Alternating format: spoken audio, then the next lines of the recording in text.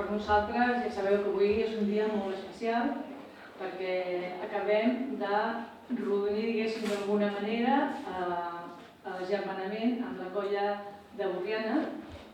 que són, a part de la cultura que ens uneix, són amics. I jo crec que això, a part del món que ens ha fet unir aquestes amistats, és els gegants, és l'amistat de les persones, que per mi crec que és el més important que tenim.